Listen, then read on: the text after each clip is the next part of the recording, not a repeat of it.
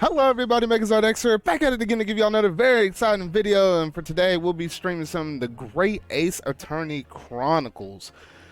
Now, we made some good progression last week when I was playing through this game. We went through and tried to figure out exactly the person who we're trying to defend, whether or not we personally believe is he guilty or not guilty, and we decided to partner up with him. We're going to cover him in this case. We did all of our digging research, so now it's time to hop into the day one of this trial right here. So we'll go ahead and load up right back where we were at.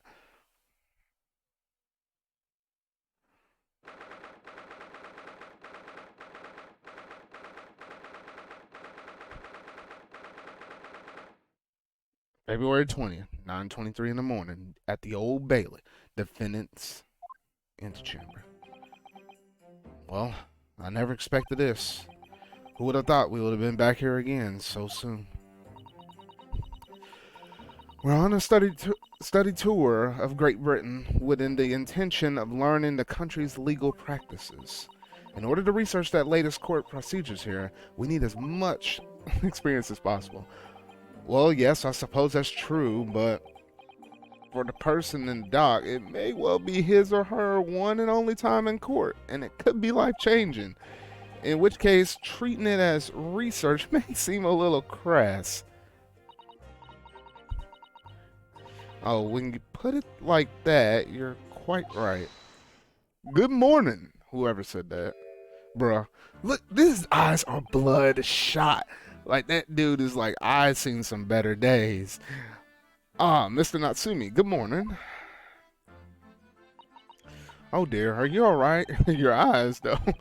The early bird catches the worm, is what they say here in Britain. Yes, I heard that expression. But I really don't want to catch a worm.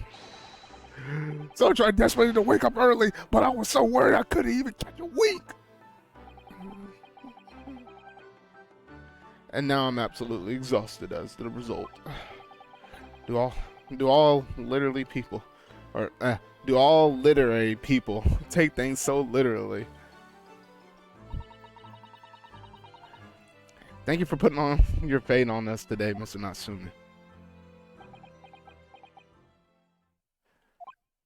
I wish I had 9 lives. My future hangs in the balance. I'm too terrified to tremble. Well, you're trembling quite well over there, man, if I do say so myself. Good gracious. Yes? I caught a glimpse at the public gallery as I walked by the courtroom. It looked like an opening night of the opera. There were so many people. I had no idea my case was such a notorious affair here in London. Oh, neither did I. Do you know why that might be, Miss Suzuto? I'm sorry, Mr. Naharu, but I have no idea. So that all-knowing look you had on your face is just a coincidence, then it is. Don't hide the truth from me. It's because of the Reaper, isn't it? Oh shoot, I gotta deal with that dude again. No, that dude is something else though. He gives a lot of people a run for their money up in this system though. I purchased as many different newspapers as I could find this morning. And yes, Laura Von Zeeks is on the front page of every one. I knew it. Sometimes after the prosecutor was dubbed the Reaper of the Bailey. He stopped appearing in court, it seems. It's been several years now, in fact, until the day before yesterday. Yes, Inspector Gregson told us something similar, didn't he?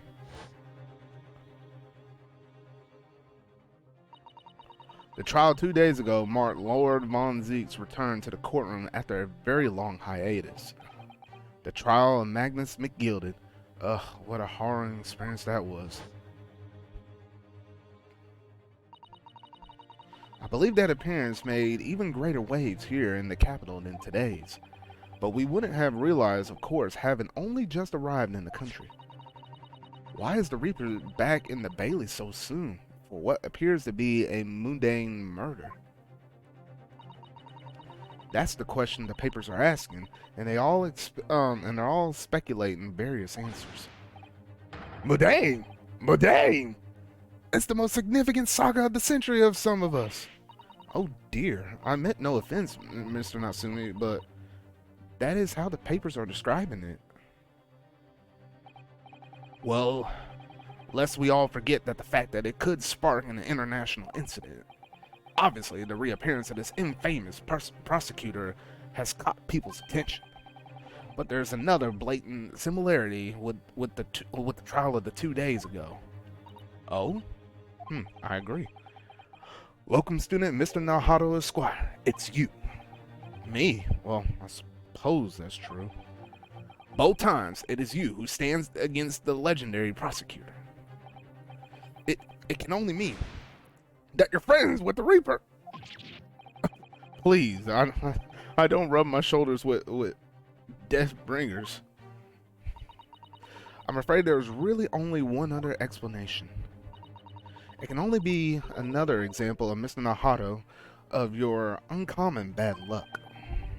Thanks for that, really. Like, sheesh. Girl, you can't give me no street cred whatsoever. Like, oh, shoot. Well, let's not forget that it was you, Mr. Natsumi, who asked me to represent you. Yes, it's true that I'm just a student new to London, with little in the way of experience or skill or luck. But I promise you this, I will fight in your corner until the bitter end, and I will believe in you, Mr. Natsumi. Oh, beloved and welcome student, Mr. Nahato Esquire. You're not alone here with us, Mr. Natsumi. Whatever happens, we'll always be on your side. Oh, beloved non-locum assistant, Miss Mikutoba Esquires. Man, you got some long old names. I am your debt forever. I shall never forget this great kindness. Mr. Natsumi, counsel for the defense. The court session is about to begin. Kindly make your way to the courtroom at once. All right then, Mr. Natsumi. It's time. Let's go. Yes!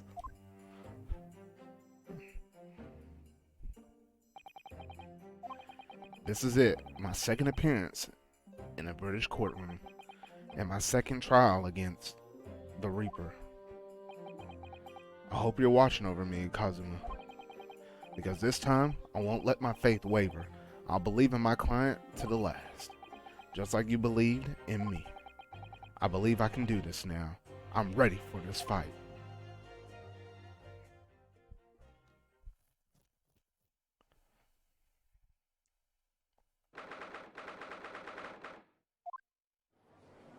Alright, court is now in session. We got the defendant, the prosecutor, the judge, and the jury. In the name of Her Majesty the Queen, I hereby declare this courtroom to be in session. I now call upon the consuls of the prosecution and the defense to declare their willingness to proceed. The prosecution is fully prepared, my lord. The defense is ready, my lord. The Nymphuses are a truly fascinating breed. Sorry, what? Lord Strawheart has told me all about you. That you are a student who arrived in London but 2 days ago, a mere amateur. Do you have a point? Being a compatriot, you feel compelled to try to help the accused, I suppose. Typical Nippon's arrogance. Forgive me, but I do not believe arrogance is an appropriate description. After all, our previous encounter, the defendant was found to be innocent. This dude cracks me up. Let's go over here and just point himself a couple on in the middle of a court session. Very true, and a most fascinating, if dark, trial it was, too. The tragic conclusion came later, of course. Here's to the acquitted and his unfortunate, violent end.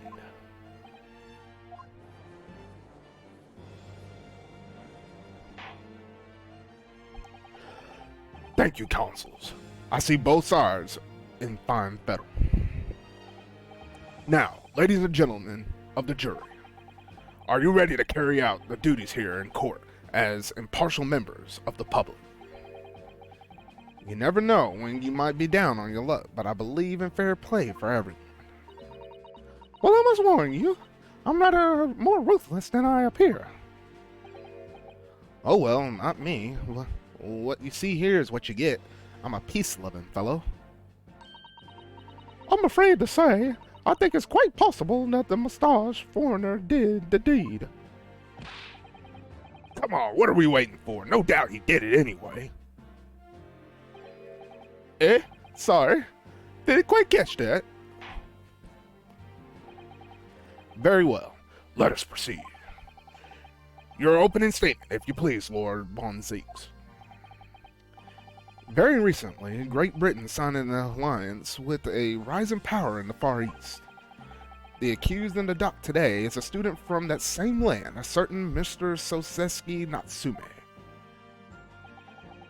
And while our country has extended its foreign student the warmest of welcomes, regrettably, the kindness has not been returned. In fact, the student is accused of a most sinister act. Of plunging a knife into the back of an innocent woman who was doing nothing but walking down the street. Throw the wine glass, why don't she? Like, oh shoot.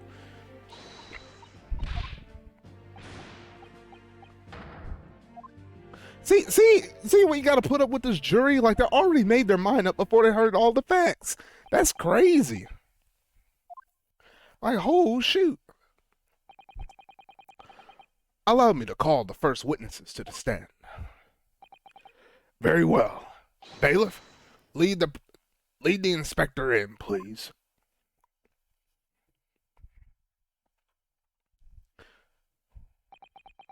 Your name and occupation, please. Yes, sir.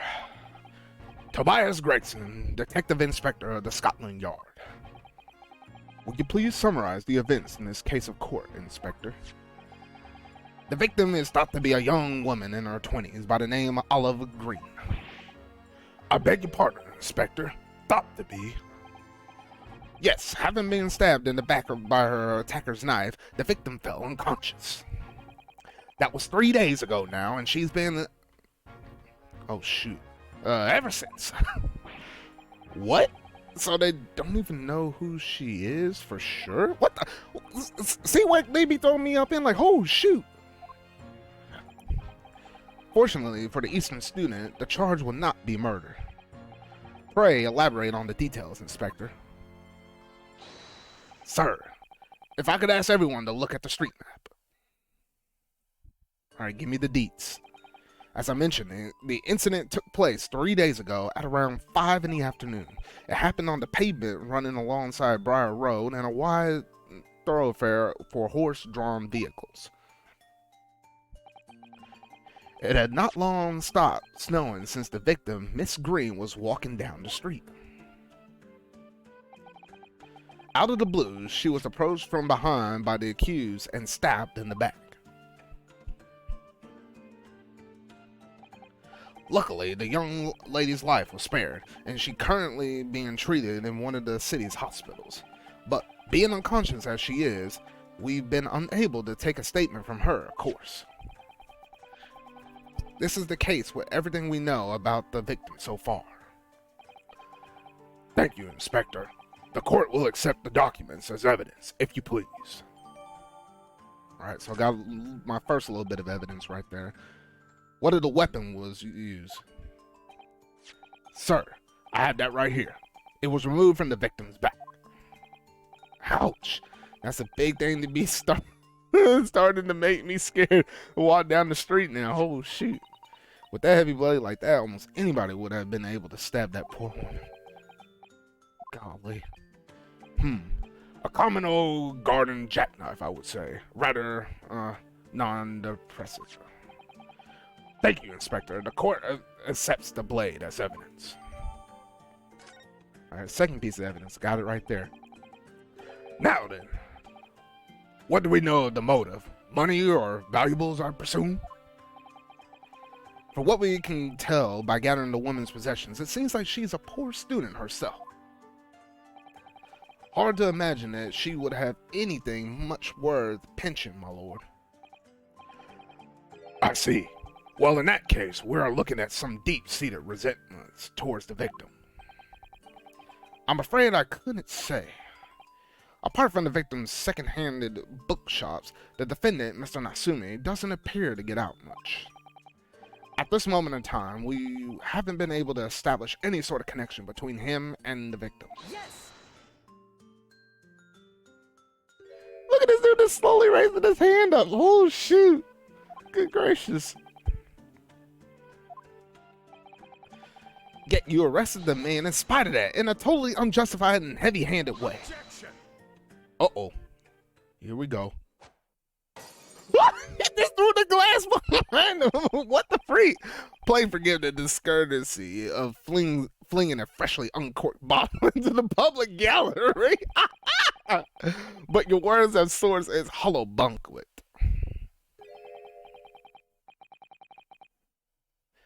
For it is you, my learned friend, who is being heavy-handed here. What? Scotland Yard does not arrest people without good cause. That should be beyond question. Inspector Gregson, the prosecution calls for your formal testimony. Explain to the court precisely why the constabulary came to arrest you, the Nippon student. Yes, sir. All right, here we go. Got to start picking this stuff off bit by bit. As I said, it was 5 o'clock in the afternoon when the incident occurred, and there was an unusually light fog. Visibly was reasonably good, and there was no one else here about but the victim and the accused. Out of the blue, the victim was stabbed from behind and subsequently collapsed on the pavement. The accused ran off, scattering his belongings all over the floor, those being a number of books he had just bought. He was on his way home from a bookshop, it seems. It was just a matter of working out who the books belonged to, and we found the bloke and arrested him. Really? They tied that based upon the book? Oh, okay. Old books, you say? Yes, my lord. I have a photograph here at the scene of the crime, taken immediately after the incident. Ah, yes, I clearly see all the books to which you are referring. I will take that photographic print as evidence. Please, Inspector. Alright, now that's like evidence number 3, I think. Alright, here we go. You Nipponses are a spineless breed, too cowardly to admit defeat. Denying everything despite overwhelming evidence to the contrary. Well, forgive me, Lord Von Zeeks, but the defendant is not denying everything as you put it. What are you doing? She's just reading in the middle of the trial. Oh gosh. Ms. Natsumi has admitted to playing some part in the incident. Isn't that right, Mr. Naharu? Well, now that you mention it, when we visited him in prison yesterday, he did tell us what had all happened. Let's refer back to this little scene. As I was walking along the accursed pavement, I could make out a sole silhouette of another ahead of me. A woman wearing a green overcoat she was, and just as I went to overtake her, she suddenly let out a little scream and collapsed onto the cold, hard slabs of stone at my feet. I was terrified. I had to get away from there. So I ran as fast as my legs would carry me to my accursed lodgings.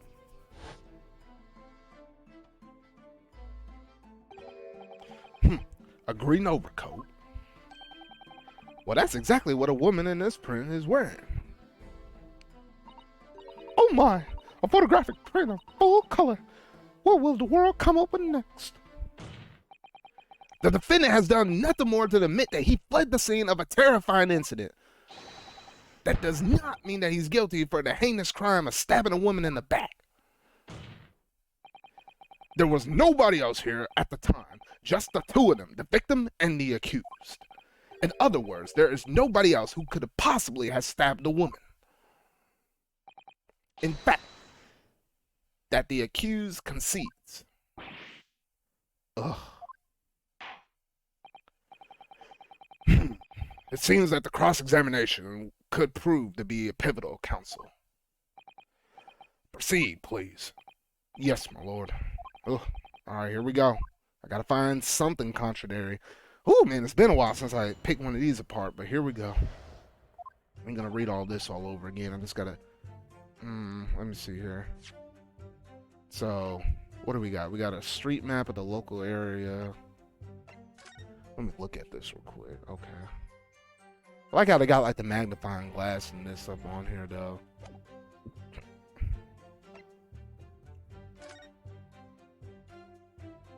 All right. Oh, okay. So here's the books. The sum of 2 shillings tempered in the receipt of the picture of that, a meal for that, and so okay. So he bought, according to this, 3 books.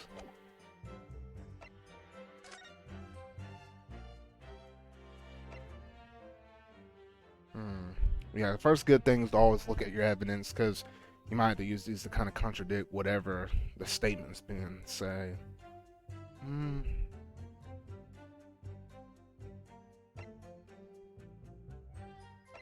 Wait, what did that first one say? Okay. Second one.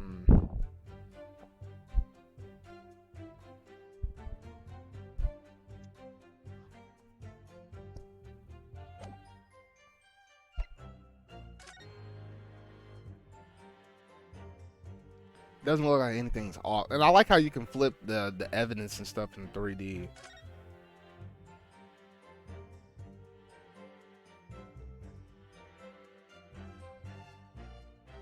They must have cleaned this knife off because there ain't nothing on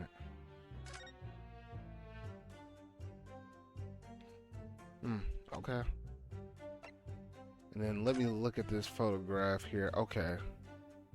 Yeah, so it's all the stab in the bag. There was the bag. And what seems to be, yes, the 3 books. Nothing out of the norm on that. Alright, so that's all of our evidence. So we'll go on and figure out the piece of contradiction up in there. Or if there is any. I could press on any of the stuff he said. Alright, so it was 5 o'clock. It was a light fog.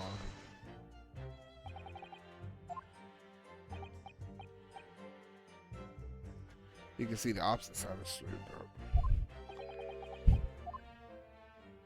I mean, the light fog is already kind of raising into question about whether or not could they really clearly see those people clearly in the midst of a fog. And that's like my first kind of moment right there. But it might not warrant any other intention beyond that, at least for now.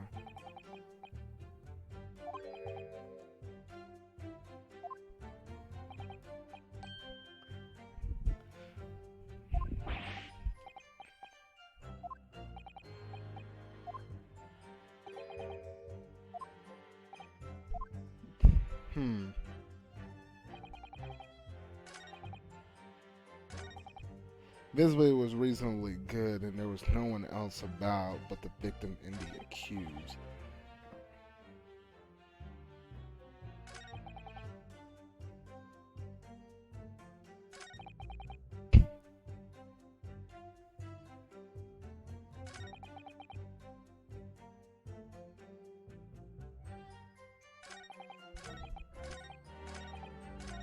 So I'm gonna rewind this back.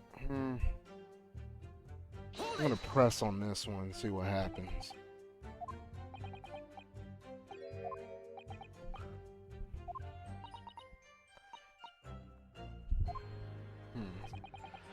So what's the policeman that brought him in?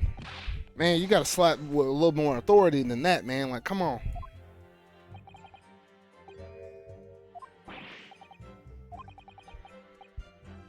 "5 o'clock in the middle of the afternoon in the middle of winter. It would have been dark already. No matter how light the fog may have been, no one could have seen.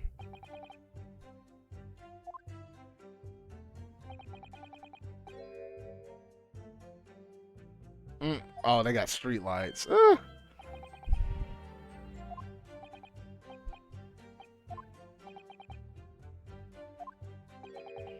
I'll need another witness to be able to contradict that. Sheesh.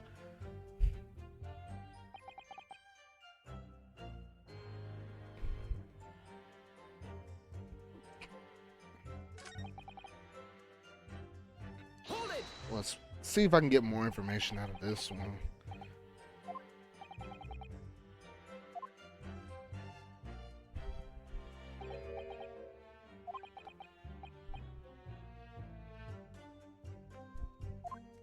See, now I was thinking the first contradiction would have been like the piece that they gave me, so that he checked out four, like more than 3 books or less than 3 books, and I would have presented that. But no, that seemed to be all lining up so far.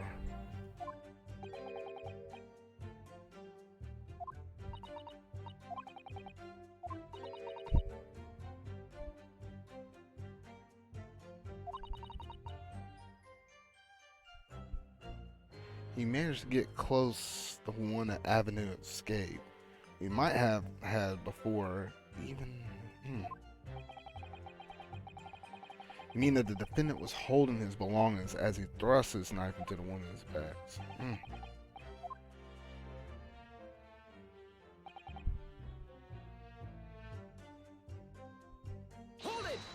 I feel like there's got to be something in one of these. So far, I'm not finding a contradiction in the words they're saying.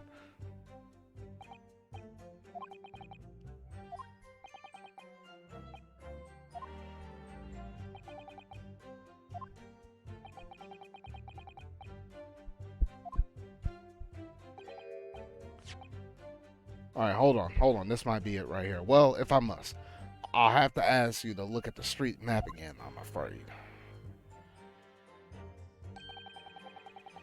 The closest secondhand bookshop of the accused lodging is placed here. Bourbon Books. Bourbon Books, I guess. A little place on the corner of the Bryan Road and Mashion Street. As it happens, the accused is currently living in the lodgings on the other side of the Briar Road and opposite it, which means it doesn't take a genius to work out the route he would have taken home. Something like this. Alright, so now I got that updated. So yeah, it's important to press because, you know, you can get certain stuff updated. Yes, I concur with the conclusion, Inspector. The defendant would certainly have placed the scene of the crime on his way home from that particular shop. Mr. Naharu, I think that was the inspector just told us could turn out to be a vital importance. Yes, I agree. The most important point that the inspector just made, that being,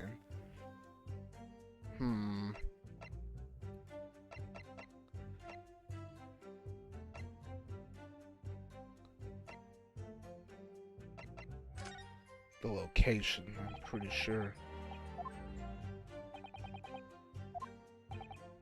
So, where is it exactly? Eh? Are you winding me up, Sunshine? I just explained it. I got that map out and everything, and used red blooming ink, and drew the bloke's route home for you. And I distinctly remember seeing you nod along the console. Oh yes, of course. I must have been so nervous I didn't take it in. The blunder of days goes to you, my learned friend. No, not yet. The trial's only begun, after all. Mr. Naharu, I would strongly advise you to look carefully through the court record at this stage.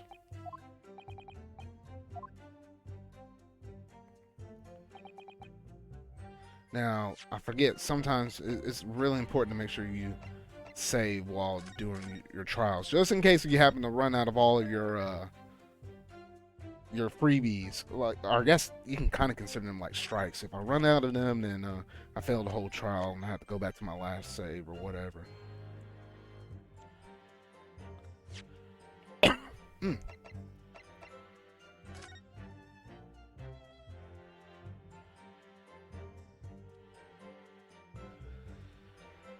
So his lodgings was over here. He came out of the bookstore there. They said the incident took place here, and then he ran home off of the scene of the crime. Okay, so I just need to, because I think I have to use that at the right moment whenever he's presenting this information.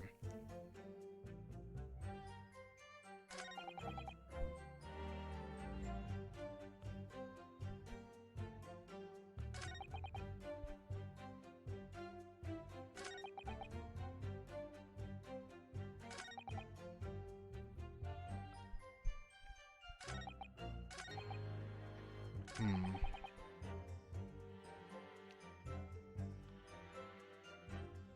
Wait, because if he was on his way home.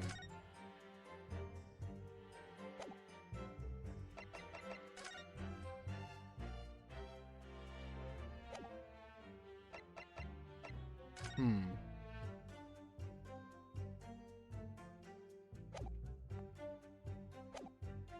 I'll go ahead and skip to the end and see if they give me a little bit of a hint.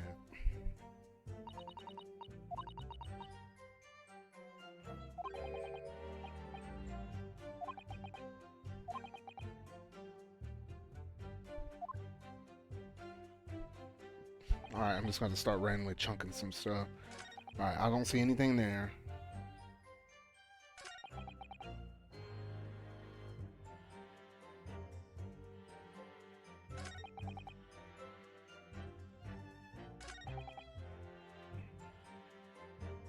Alright, maybe if I present this a little bit different. I don't know if it's going to be right, but we're going to present this and see what happens. Objection. No, I don't think that was right. Shoot. I could just tell. Usually the music will change and everything like that. Oof.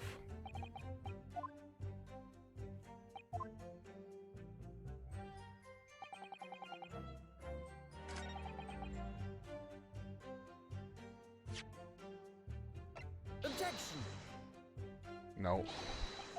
That wasn't it either.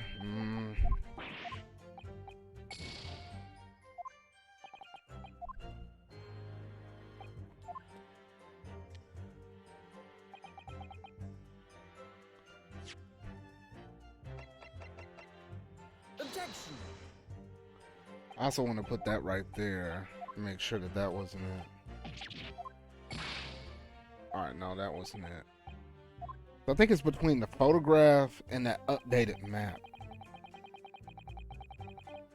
And I think that's going to be like one of the most important things, I think, between the two.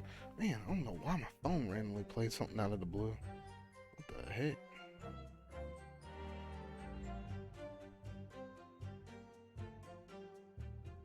But yeah, so let's see here.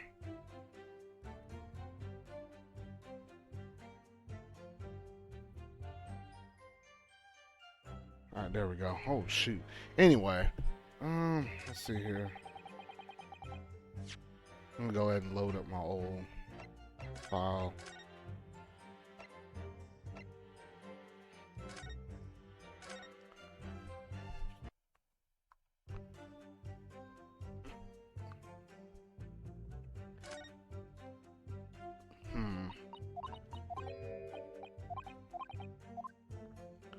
There has to be some kind of contradiction.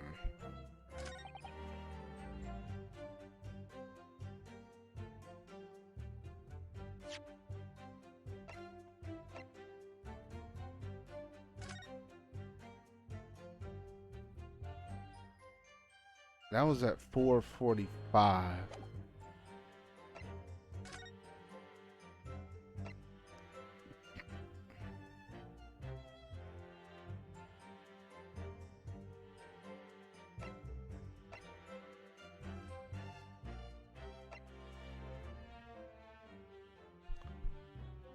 Oh wait, hold on.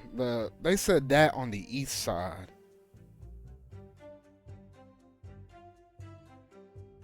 Well, wait a minute. If they said that the location was on the east side, but then if I look at the map, oh, okay, so it is on the east side of the road.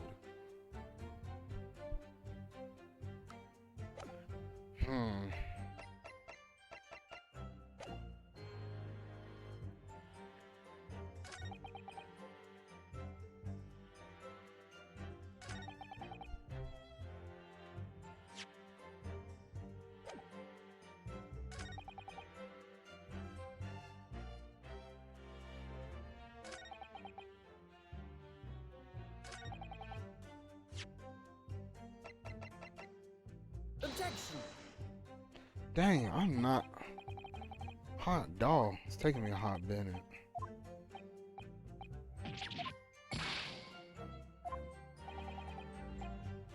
Good gracious. I gotta start using my head. I'm like, oh, shoot.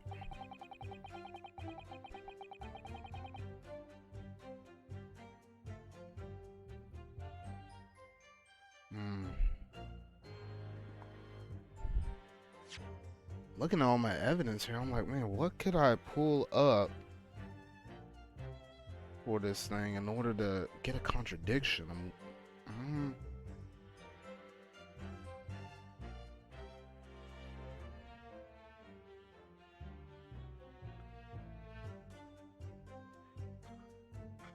looking at this evidence and I'm like, I don't know. I just don't know.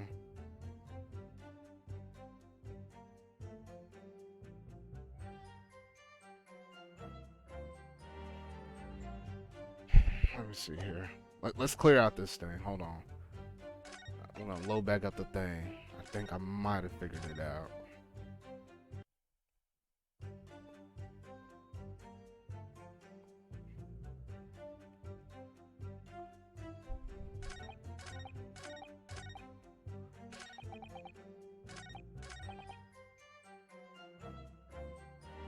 Hold it! I can't remember. Did I press this one? I think I might have. I think I already did that.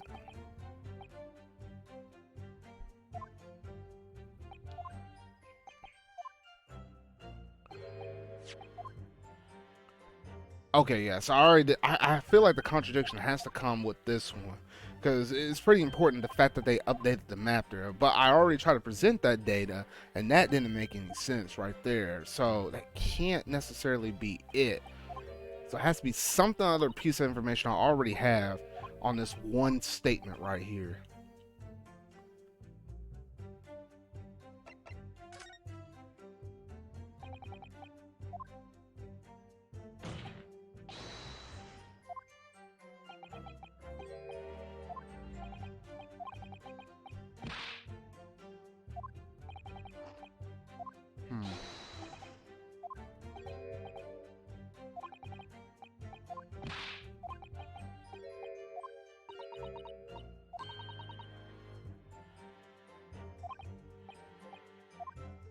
Alright, so now that that's over with, run that statement. Oh, shoot! Oh, I went too fast. Go back to that statement. I think it was like the fifth one.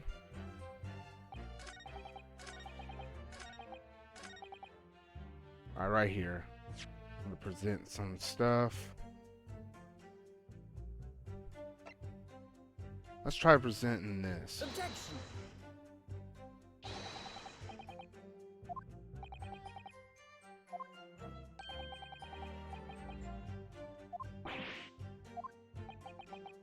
It seems to me that, oh my goodness, nah, it wasn't that.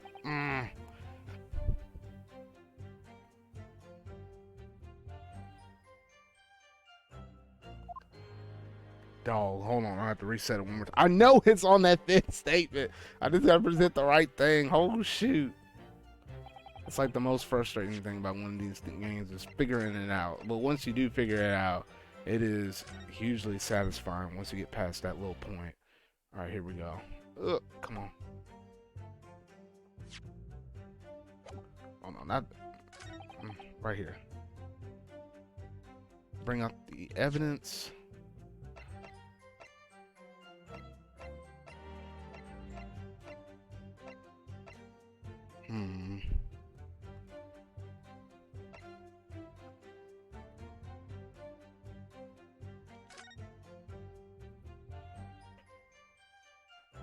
Let's see here.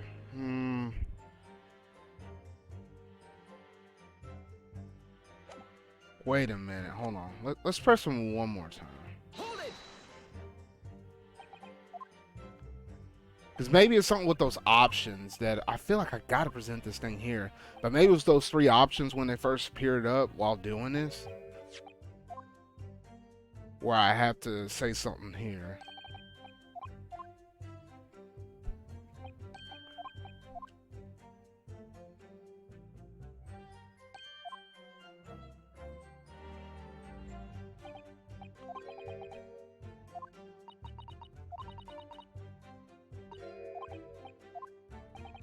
blast through all of this. Here we go. The bookshop's name. I tried the first and third, but what about that second one?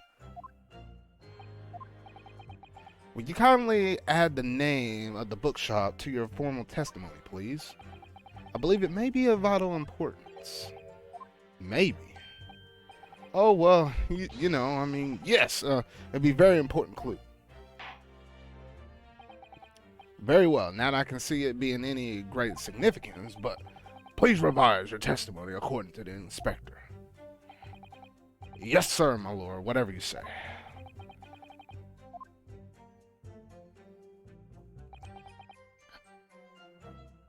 He was on his way home from Bourbon Books, a secondary or a secondhand bookshop apparently patronizes. Now let's present this stuff. Bourbon Books. Let me look at this thing.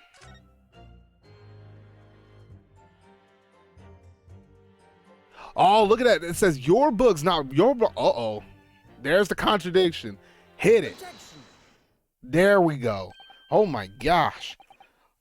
If I could just stop you there, Inspector Gregson. What is it, Sunshine? I'm a busy man, you know.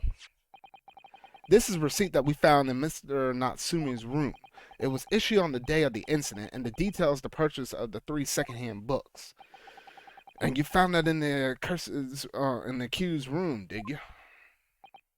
Yes, but the point is not where the receipt was found, but the name of the shop printed on it. Go on. This receipt was issued from bookshops called Your Books.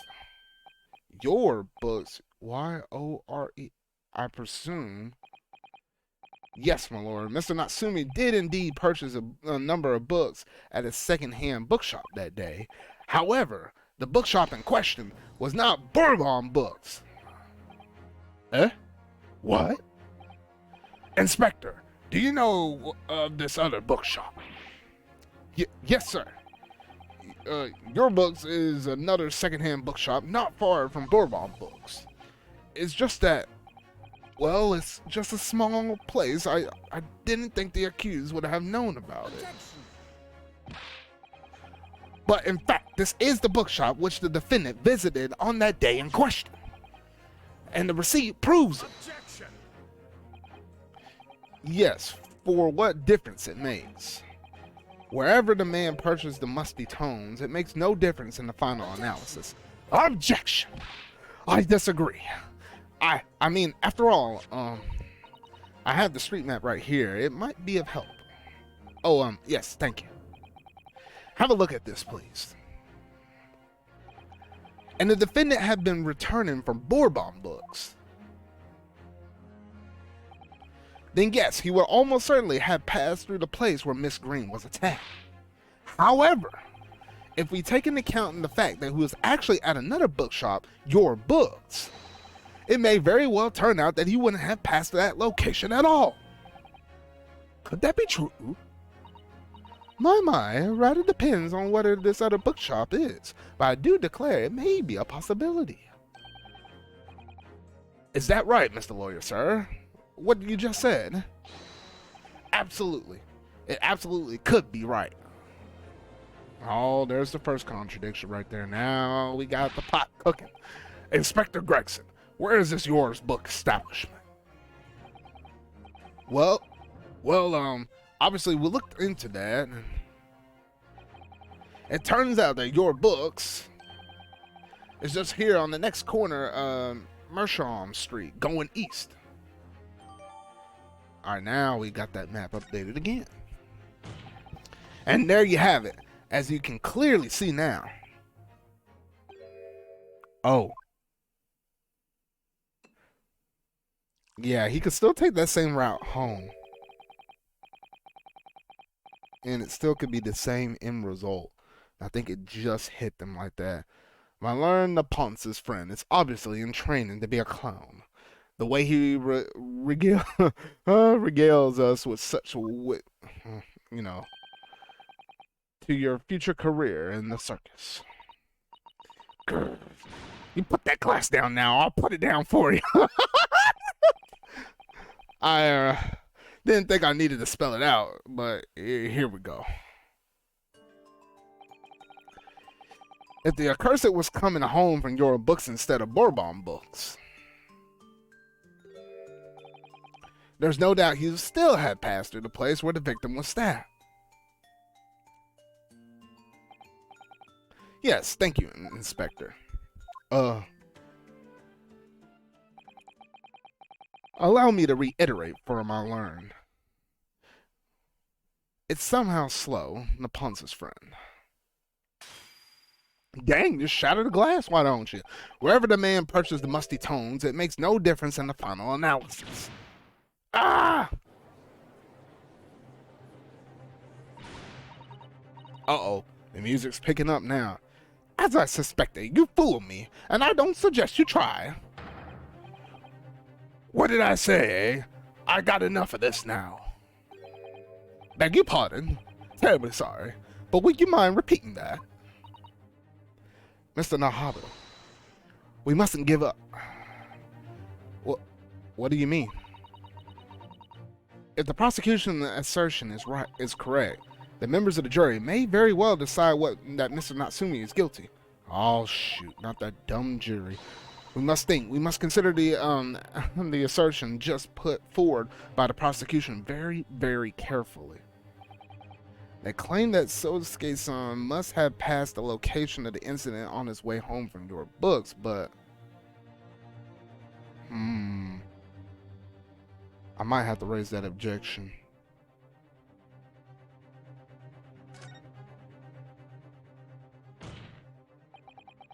The assertion just made by the prosecution is fundamentally flawed. Explain yourself, Consul. Yes, my lord. You can see what I mean on this map. When returning from your books to his lodgings, Mr. Natsumi could have followed the route suggested by the prosecution.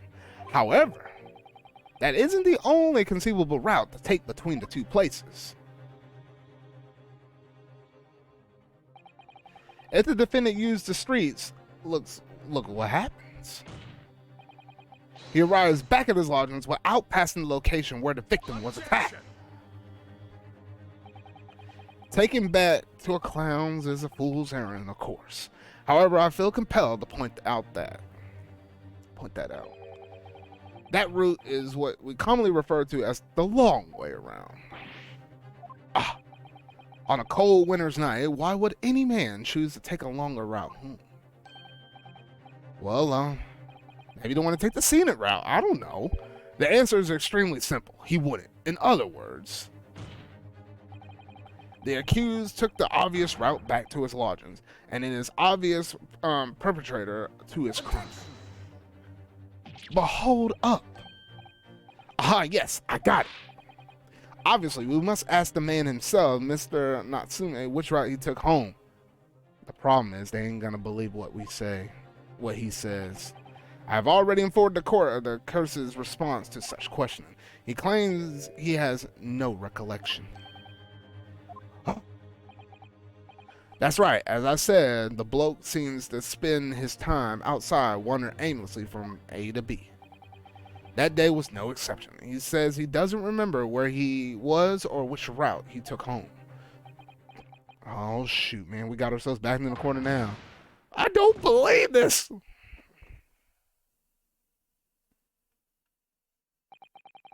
I thank you, my learned friend, and suggest that we do not waste any more of the court's time by wandering aimlessly around this subject. Pray, what say you insightful jurors? But, hold it. Who said hold it?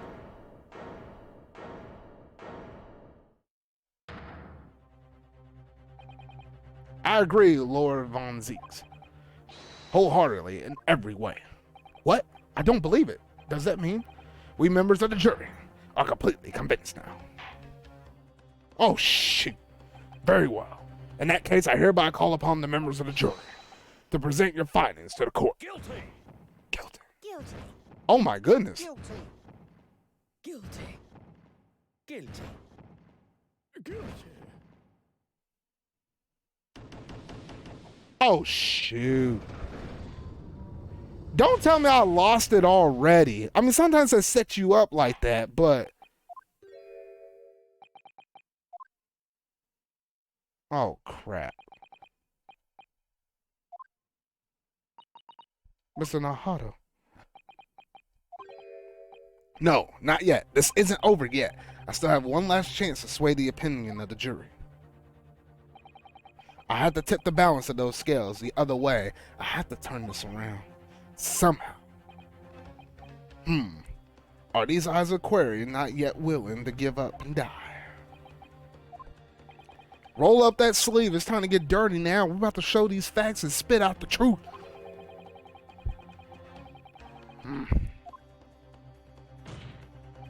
Slam those fists. Call it acquitted if you will. But it's the defense's prerogative to carry out a summon examination if it so chooses. Very well, counsel. In accordance to the letter of the law, we shall proceed with the summation examination. Are the members of the jury ready for Mr. Foreman? Of course we're ready. It's all too familiar with the innonsce's whippersnapper and those onsco's refusals to throw in his alley. Very well then, ladies and gentlemen of the jury. You will each explain on what grounds you have determined the defendant to be guilty.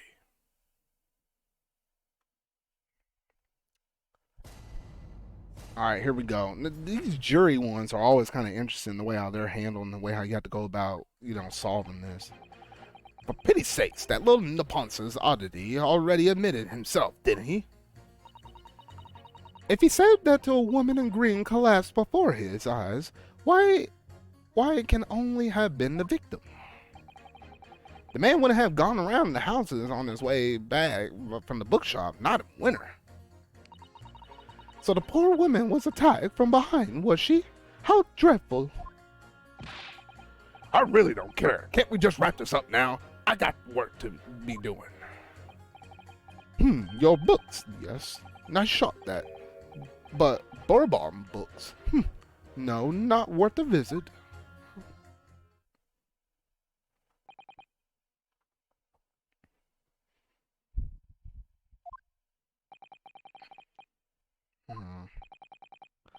When the stabbing occurred, the only two people at the scene were the victim and the accused. And the accused himself. He admitted to seeing the victim in the green overcoat sink to the ground before his eyes. Furthermore, we heard from the inspector that the defendant then fled the scene. I must say, I would have ample grounds to convict this man already. Oh dear, even the judge appears convinced that Mr. Natsume's guilt now. Why did we have to run away like that? And how are we supposed to believe in some phantom attacker that nobody could see? This is impossible. How can I possibly make a case for the defense? Mr. Nahato, this is no time to be grumbling. If we want to force this trial to continue, yes, I know, I have to turn the tide. I must make the jurors change their minds. Well, 4 of them at least. Exactly. We have no choice but to forge forward.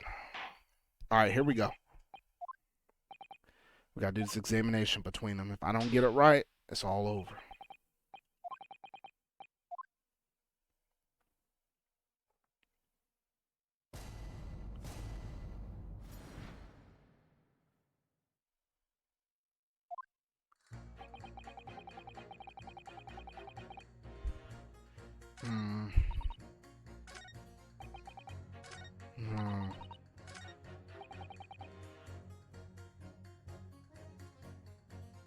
Hold it!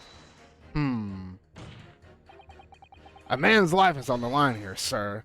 This will take as long as it takes. Don't get clever with me now, son. My life's on the line too, and so is my family's. The likes of you wouldn't understand, but a lover like me can't afford to take time off. If I don't work, I don't eat, and neither do my wife and kids. Oh, I see. That must be very hard. I go into the union every morning to find out what needs to be doing, and you're late and the work's taking this tough. This time of year, There's water and gas supply pipes bursting left and right in the center. They're after cheap labor to get the roads dug up to fix it up. It's a hard slog from dawn till dusk it is. So, you were out digging up on the roads on the day of the incident as well, were you? That's right. In fact, if I remember rightly, it was just round the corner from where it all happened, by the old bookshop it was. What? Another coincidence? That's right. Machion Street it was. Street. On the map, Mr. Nahato, there are only 3 named streets. Juror number 5, I need you to add that information to your formal statement, please. What's the point in that? Can't we just get the business over with now? Please, sir, it's important. Fine, I'll do it. On the day it happened, I was digging up at Mushroom Street from dawn till dusk. Now that I have that little bit of information, I feel like that could be very important.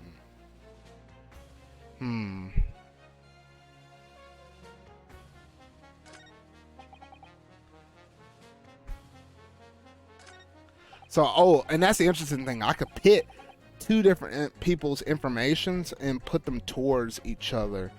So that's pretty interesting. So I feel like number 5 is important, but who would I pit him with? Maybe not 4, maybe not 3. What did number 2 say? If he said that a woman in green collapsed before his eyes, why it can only have been the victim?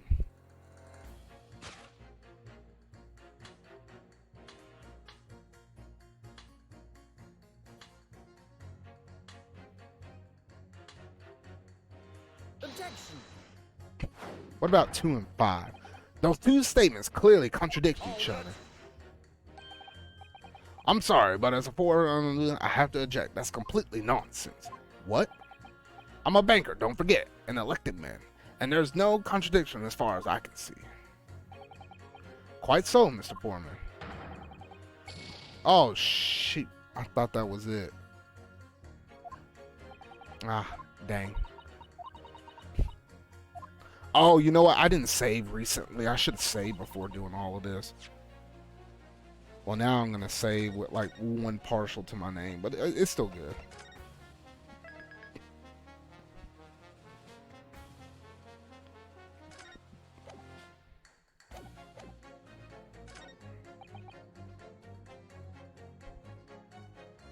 Oh, no. Maybe I should do 3 and 5. Objection. There we go. Those 2 statements are clearly at odds with one another. At odds, counsel. Explain yourself. Please don't point. It wasn't me, I swear. What? I just want to get this thing done and dusted. Well, juror number 3. Oh, me, sir? Well, what do you mean? Why did I say rumor? Juror number 5's words just now are extremely significant. Let's take a moment to consider the implications of what's been said on our map to the local area. On the day in question, Mr. Natsumi visited this bookshop to purchase a number of secondhand books. And on the same day, we know now that there was work being carried out on that street, making it impossible. Which means the defendant's routes home could have not have taken him down that street and down Briar Road. Oh, yes, of course. What do you think, sir? Well, yes, you can't argue with that, really, can you? We must have had a good 2 yards or more of the pavement. Every gentleman and gentlewoman that came along had to turn back and go the other way. So, the only conclusion is this. The defendant must have taken the longer route home back to his lodgings. Yes, I suppose he must have. I suppose that must be right, eh? Juror number 3, you said the following. The man wouldn't have gone around the houses of his way back from the bookshop, but we see now that he had no choice. Can I have your attention, Judge? Yes. I I don't think in good conscience that I can say that the man's guilty now. Yes, I'd like to see this trial continue so we can get to the bottom of what really happened. Alright, we're tipping the scale, boys. We're tipping the scales. What about you, sir? Who, me? Well, alright then. In the prosecution's argument, it should be filled in. That's what I say.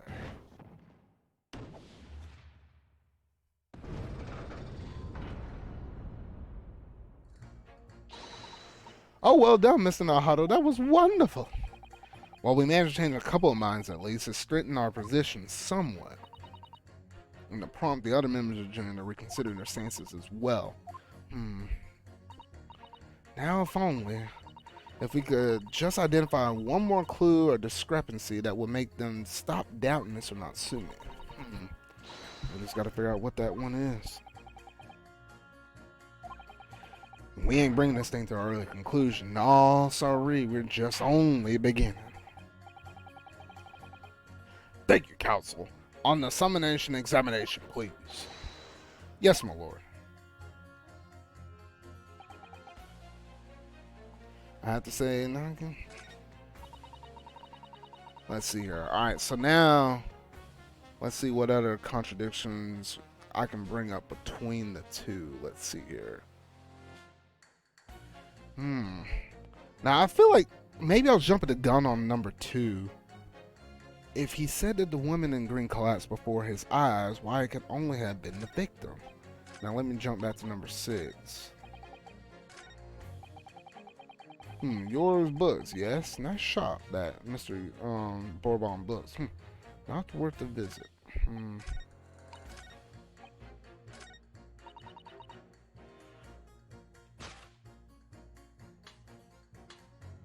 Objection!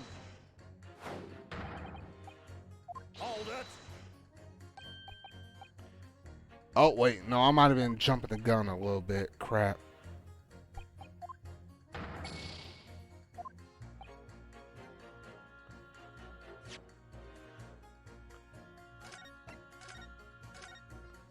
I don't want to lose all my stuff.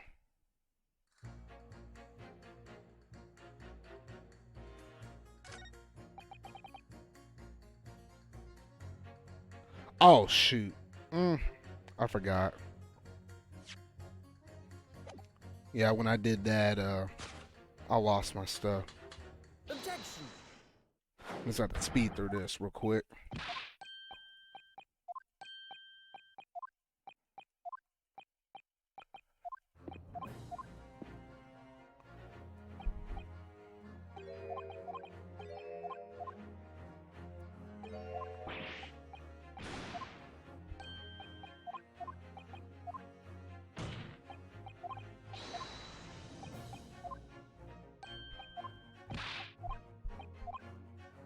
Whew, man, that was a lot of conversation I was reading through earlier. Oh, shoot.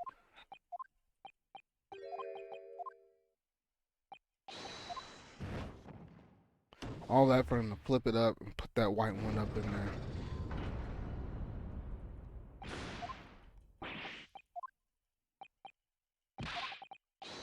Because that was the thing, because last time I pressed number 5 to get his important information out of there. 2's is pretty straightforward, so maybe I should press 6.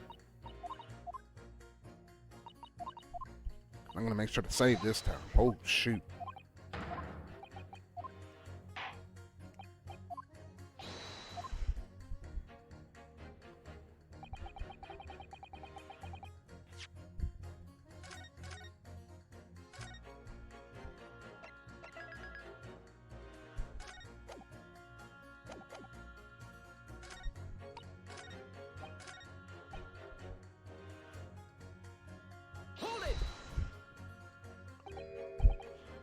Sorry. Fold it, you say? Fold what? No, I said hold it, not fold it.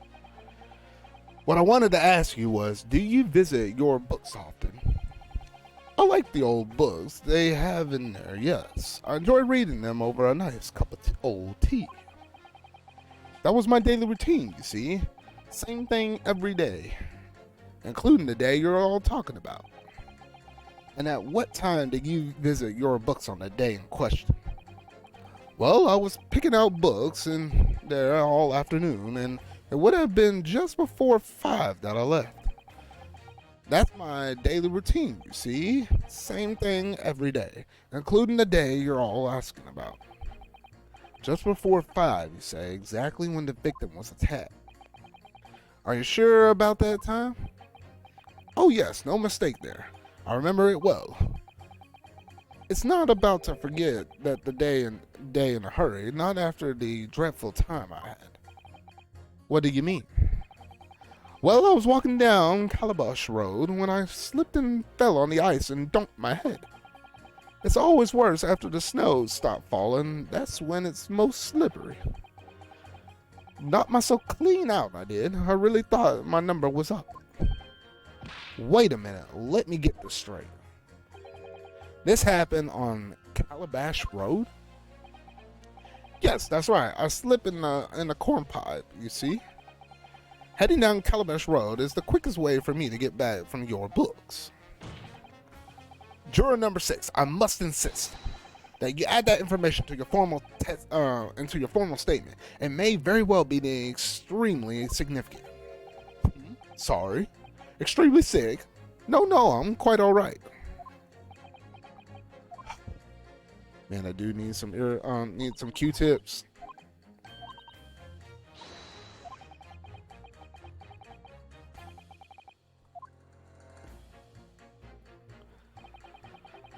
Let's see here. Now let me pit these two together. 2 and 6. There we go. These two statements clearly show a flaw in the juror's reasoning. A flaw? What are you talking about, counsel? Well, juror number 2, juror number 6. Whatever do you mean, sir? Stroking his big beard over there. I think perhaps the old man didn't hear you. Unbelievable. It's not like I was loud or anything. There is at least one fact in which we can be sure of here. The bookshop receipt found in the defendant's room clearly indicates that on the day of the attack, he had been to your books and purchased a number of secondhand titles. He then returned home on foot. But the man says that there's no recollection of his return journey. That's correct. But what he does remember is seeing someone appear in front of him along the way. Someone in a green overcoat who suddenly collapsed on the pavement before his eyes. Yes, we're all very well aware of this. The poor young woman who was stabbed, obviously. Hold it here. Can we really be sure of that, madam? Whatever do you mean? I'm sure you heard of juror number 6's account of what happened to him on that day. The same afternoon, there was somebody else apart from the victim who was wearing a green overcoat and fell over on the icy streets in the neighborhood. Oh my! My goodness, you mean? That's right, I'm referring to, of course, juror number 6. Are you really suggesting that person in the green overcoat whom the defendant saw collapse in front of his eyes was that jolly old gentleman at the end of the bench here with me today? That is entirely possible, yes. After all, the old man has a somewhat similar build to the victim. Well, look at that. My goodness me. Sorry, you need to pee. And crucially, we know precisely where the old man in the green overcoat fell. On Calabash Road.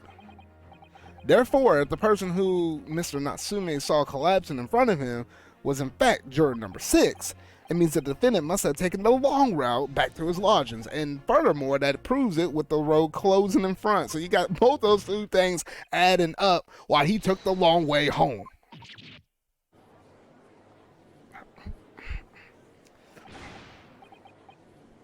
You idiot old man. If you hadn't been so daft to be a roaming over here, we would have boxed this off hours ago. And really, what were you thinking, wearing such a befuddling coat? What did you say to me, you punks? That's what I would say. Is it a crime for the elderly to walk the streets these days? It is a crime to slip over some ice. Is it a crime to keep up to the latest styles and wear beautiful green overcoats? Is it?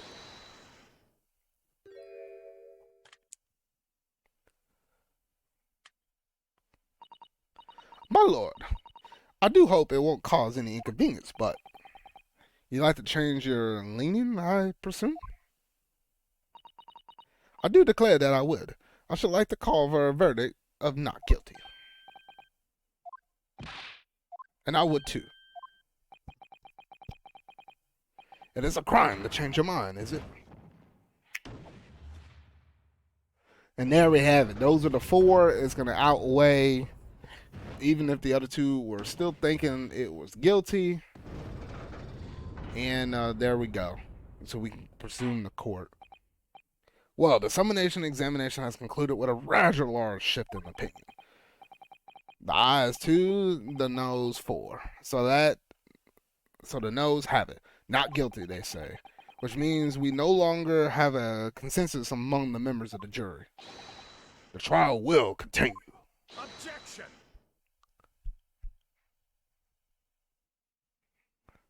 Over there swirling that wine. Dang! Could it seem churlish of me to drink from my hollow chalice moments after raising the objection? Only to crush it in disgust. Pray forgive the discourtesy. Lord Von Zeeks. It seems I must retract my earlier remark. What do you mean? I mistakenly credited these jurors with intelligence by describing them as insightful. Yet we have just witnessed them falling for a cheap trick performed by an Eastern entertainer. Bruh, did you just call me Eastern? Oh, shoot. Hold up here. It hadn't tricked anybody. Everyone I've said is truth. Everything I said, it was the truth. Indeed, stalwart juror, number 5 was undoubtedly repairing the road as he claims. I believe you said it was a good 2 yards of the pavement which you have excavated, right? That's right. Took the whole day and they paid me mere some twopence for it. Now I'm gonna learn the punk's friend tell me. Do you have any notion of this distance that the 2 yards represents? Well, if I'm honest, I don't have a clue. 2 yards is a little less than 2 meters. Less than 2 meters, that's not much at all. In other words, the distance is readily vaulted by anyone of moderate vigor.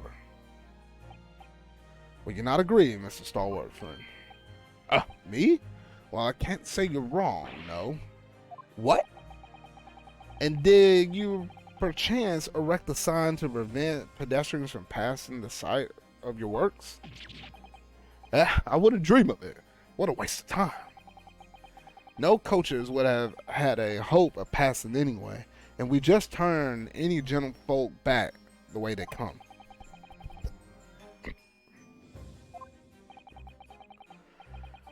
The accused is no gentleman as far as I can see. I have little doubt, however, that we could spring over a 2-yard trench in the meandering around this town. Is that true, is it? The incontrivable truth is that the books just purchased by the accused were found at the scene. There can be no doubt that on the way back to his lodgings, Mr. Natsumi walked down Briar Road. Crush in a single sentence. An old man. Coleman, you can talk. You say that around 5 o'clock on that day in question, you slipped and fell on the Kalish Road. Pray, there was a suspicious look in the ponds behind you at the time. I can't say I remember. You don't remember? How about a wager, my learned friend? You say it was this old man that the accused saw, but I would say 1,000 to 1. against you being able to prove it. Oh!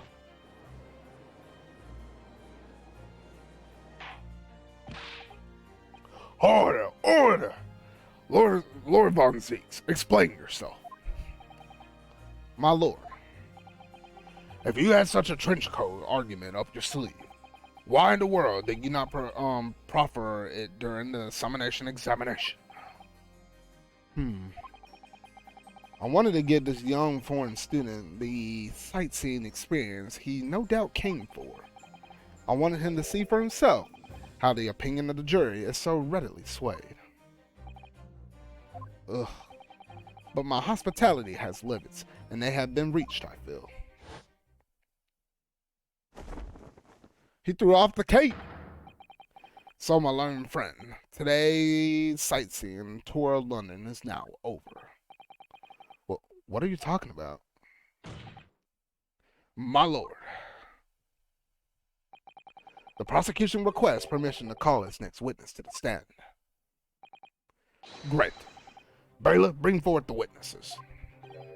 Its next witnesses? Mr. Nahada, do you not remember? We've been told on several occasions that there were eyewitnesses to the incident. Yes, I remember, one of them being a Scotland Yard policeman, no less. I'm afraid that's likely to be the prosecution's next witness. Alright, no matter who Von Zeeks brings to the stand as his witnesses, and no matter what they say, I believe in Sosuke's son. I know he's innocent, and I'll keep believing to the very end until the battle is over.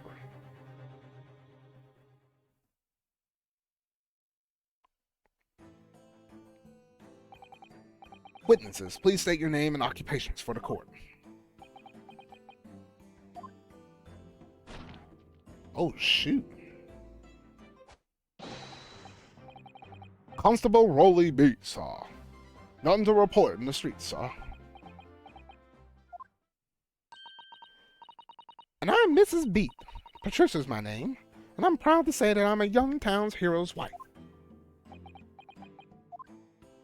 These are some terrible witnesses, like, oh shoot. Well, in truth, we've been married not that long. In fact, we celebrated our first anniversary only on the other day.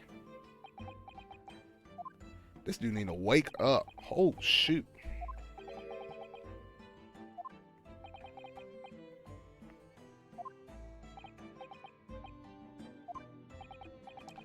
Indeed, from rare days off, Mr. Gallant officers trudge some 20 miles a day, you know. They patrol bordering houses and pubs and collect taxes, survey the streets, check the meters, or read and true. And they're responsible for keeping the streets clean and lighting the extinguish our streetlights. There are a number of items on that list that don't sound much like policing duties at all. I wouldn't just be falling asleep on my feet. I've been collapsing long ago. But it goes without saying that the policeman's primary duty is the apprehension of criminals. Even when he's off duty, our constable is expected to investigate and resolve any crimes on his beat. For the London hobby, Bobby is a man of honor. And a man of slumber as well, like, holy shit. This man and his wife were walking down Briar Road in the opposite direction, and they witnessed the incident as it occurred. Is that not correct, Mr. and Mrs. B? That's right, sir. Isn't it, Rolly?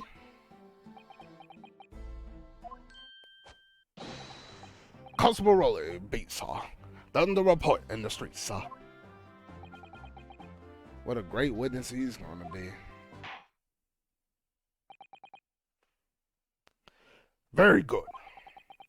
I'd like to hear your formal testimonies now, so please. You will tell the court exactly what you saw on the afternoon of the incident. Yes, sir.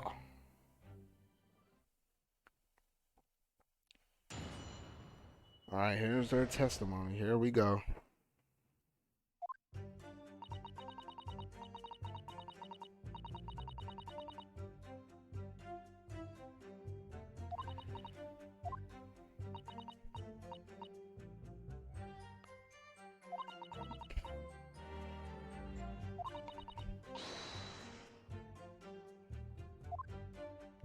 Oh, shoot.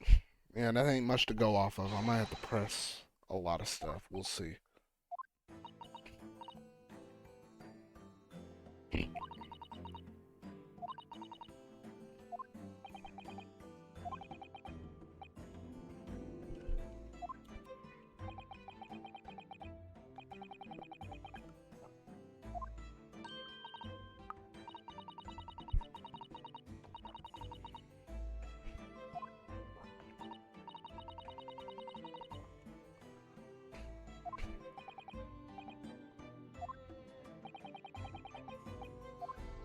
Oh, yeah? Says who? This cross-examination ain't gonna be over quick. Just you wait.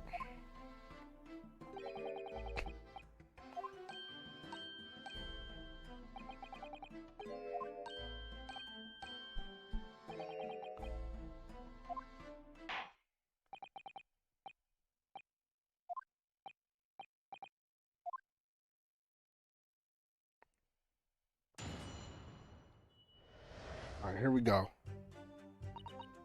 It was our wedding anniversary and Rolly was taking me out for a meal. There was no time to change after work. No time to change after work, you say. Are you also a member of the police, Mrs. B? Oh no, sadly not. It's a job for strapping young men only. Women, children, and the elderly can't even apply. Well, I think you can probably see why children and the elderly can't do the job, can't you? I think Rolly looks ever so handsome in his uniform. It suits you down to the ground, doesn't it, darling?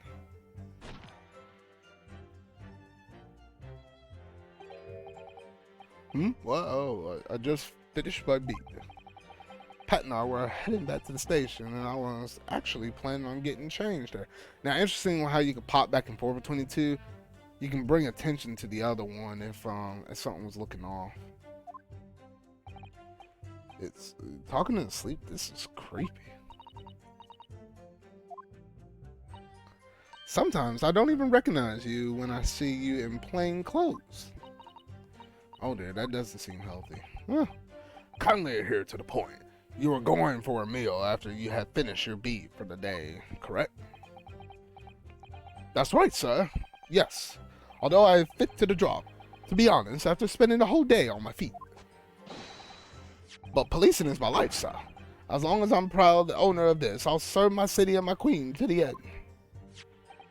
Is that some evidence I just got? My warrant card, sir, proof that I'm a London copper. It has the noble founding principles of the force written on it, and a reminder to all of us policemen of our sworn duty. To patrol the streets of London town and uphold the peace of the common man. Sir, and for such a noble cause, I cover 20 miles every single day without fail and without a grumble. Because I know that at the plotting of the boots, it's all Londoners need to hear to feel safe and secure. So fighting crime doesn't appear to come into it then.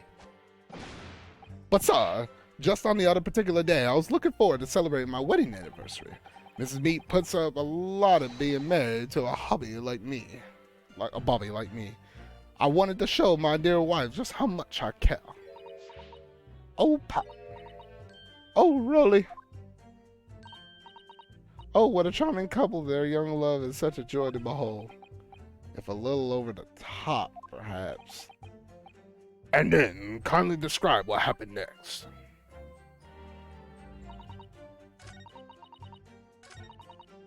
Hold it! Two silhouettes. That's right. They were coming towards us walking Briar Road in the opposite direction. Oh, shoot. Ominous. They were a rather plump figure followed by a scrawny, thin-looking man. That does sound exactly like the victim in the picture in the print and like Mr. Natsumi. Yes, unfortunately it does, and you're certain at the time that there was nobody else nearby. Oh yes, quite certain. It was dark, and there are streetlights on the Briar Road, you see. There was nobody else around at all. Isn't that right, my darling?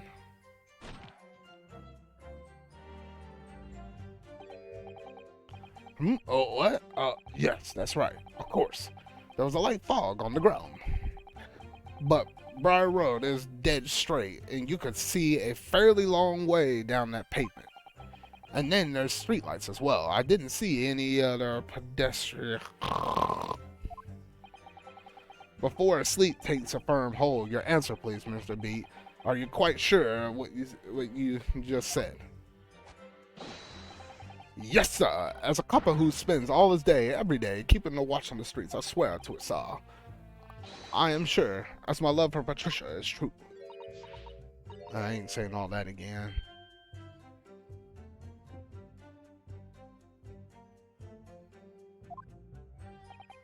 They're still maintaining there was no one else around the other victim and the attacker. Starting to seem that, like, that must be how it really happened.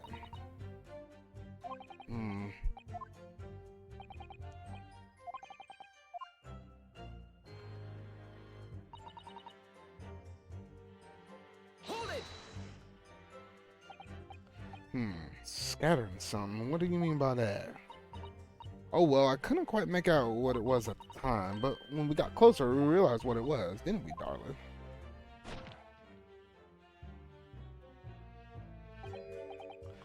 What? Oh, yes, right. It was some old books. I see, old books. Yes, sir. The culprit dropped a number of them, all around where the victim lay on the pavement. Indeed, as clearly as pictured in the photographic print.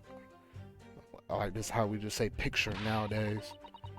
The rotten Japanese man did what he did indeed. Let's not forget that it remains to be established that the defendant was indeed the attacker. But we saw him in the man in the dock, without the question, sir. The mustache. The mustache. The mustache. The hunchback. The cat ears. The top mouth. The snub nose. Everything.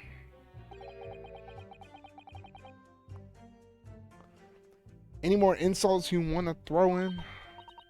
That's right. He looked down at the poor, defenseless woman with those terrifying, intense eyes. And then suddenly threw his books on the pavement and ran away. I see. This is tough. They seem as though they're telling the truth here. May I remind the court that these unambiguous testimonies come from a policeman and his wife. Now please, continue. Yes, sir.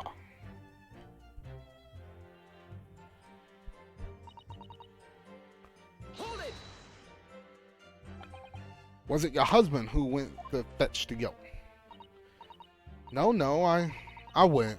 I may not be a police officer myself, but I am the proud wife of one after all. Isn't that right, my darling? Yeet! What?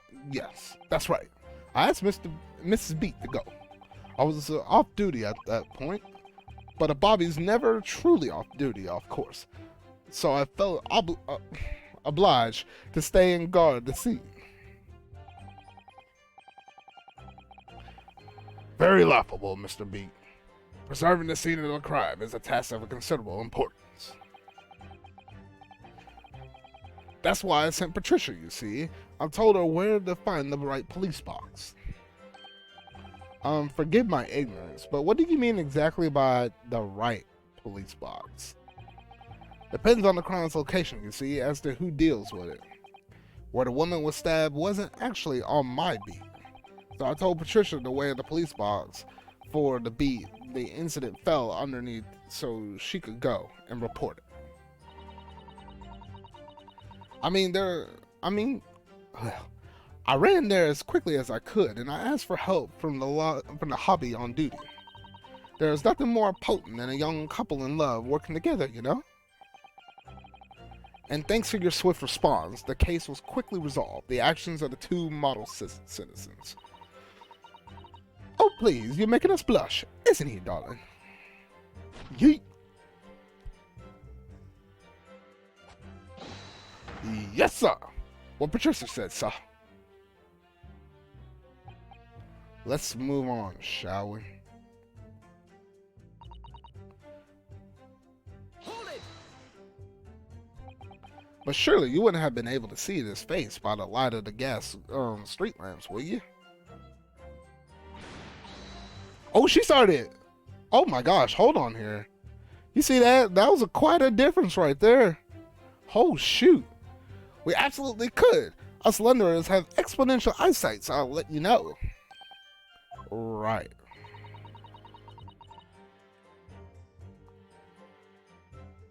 The light from the street lamps was more than enough. And my husband already told you the fog was light, didn't he? Huh, yes, and what of the fog? We're famous for it across the globe, I believe. But it's an absolute menace for those of us who have to live with it, of course. Oh, it is it? When it's thick, you can't even see the hand and you can't even see the hand at the end of your own arm. Yes, all right, I take your point. Now, could you stop shaking your husband about? The constant fog makes our eyes very sharp, you see. That's why we can tell you for sure, certain that it was a little Japanese man we saw. Can't we, darling?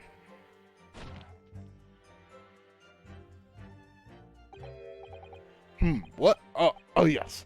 It was the accused, and no mistake. The moustache, the hunchback, the cat-like ears, the top mouth, the snout.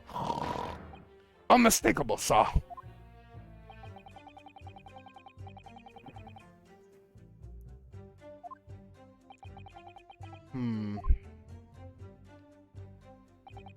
So that's it. That was their entire testimony.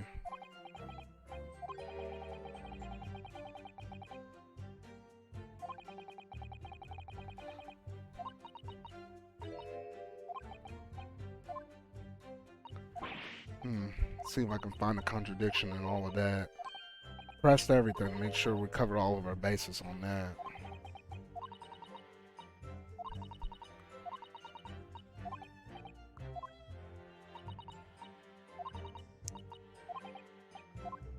I probably should save.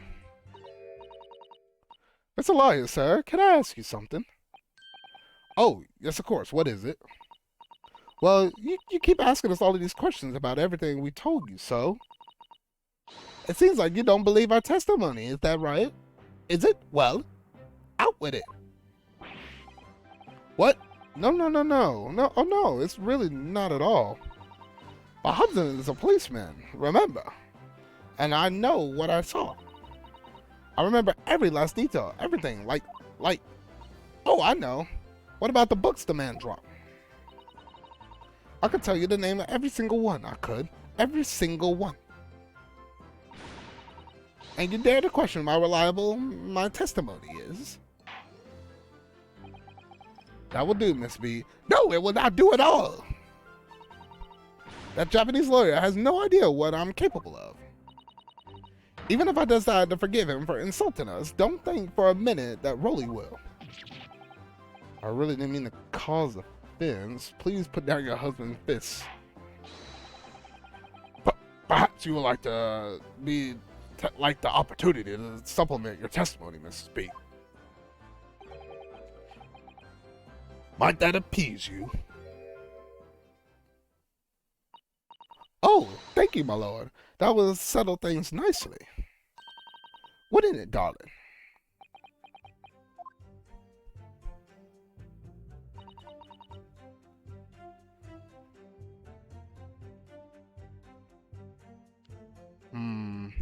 I could even tell you the names of the four. Oh, notice how she said 4 books. You dropped on. Nah, that's where you done messed up. That's where you done messed up. Objection. So you're saying that there were 4 books? That's right. I remember all of them. The picture of the monsoon is somebody. The what's it is yearnings. A meal for someone, and the thing is something.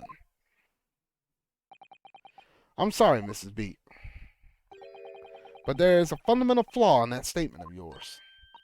Oh no! What flaw? Simply that at the scene of the crime, there were only 3 books, not 4. What? Have a good look at this photographic print of the scene of the crime. As you can clearly see, there are only 3 books. But no, that can't be. I saw them. I know what it is. Yes, you can't fool me. Sorry. It's that big old lump of a dead body. That lady's so large, her corpse is blocking the view of the fourth book. That's all.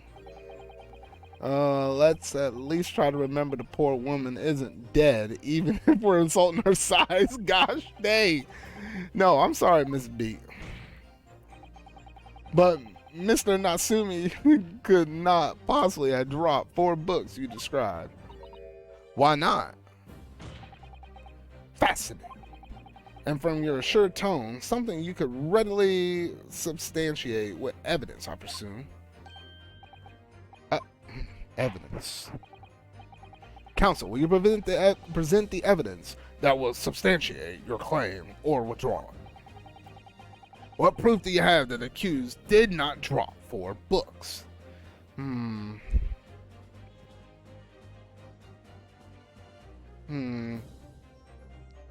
Well, we can present this little thing right here. The evidence is right here in the form of the bookshop receipt from your books. Yes, this receipt details that Mr. Natsumi's purchases that day, but as you can see, there's only 3 books are listed. No, therefore, Mr. Natsumi would have only dropped 3 books on the scene of the crime. Which means that it proves your observation, madam, cannot be relied upon. Good. So it cannot be denied that though it was the defendant you saw, you could very well be mistaken. Oh no. Oh no. Objection.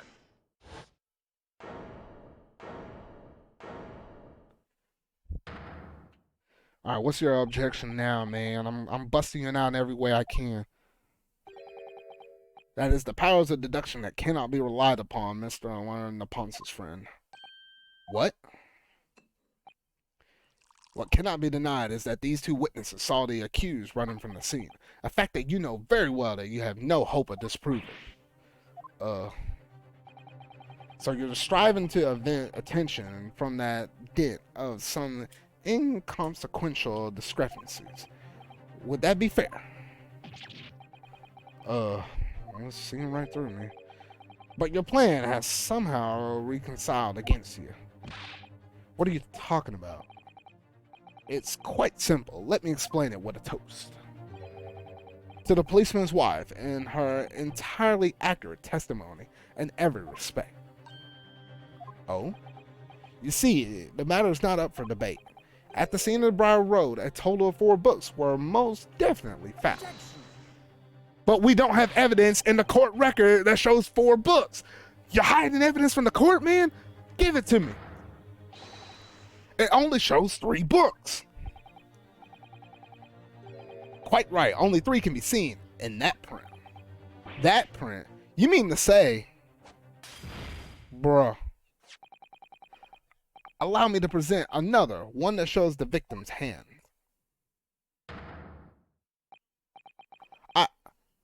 I don't believe it. It's the 4th book. Notice how that one's kind of either burned or damaged. Keep that in mind. We're going to come back to that. I have a strange feeling about that one. As you will observe, the 4th book was hidden from view in the original print by the victim's torso. No.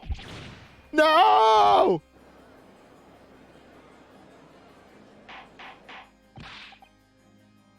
Order! Order! There, you see? You see? Look at that. Look! Yes. It's just like I said, isn't it, my darling? Yes, sir. Patricia's always right, sir. Let's study the receipt of the books purchased by the accused on the day in question. Mr. B, The titles, once again, if you please. Oh, yes, of course. The picture of the Monsieur somebody or other. The picture of the Monsieur Lecoq.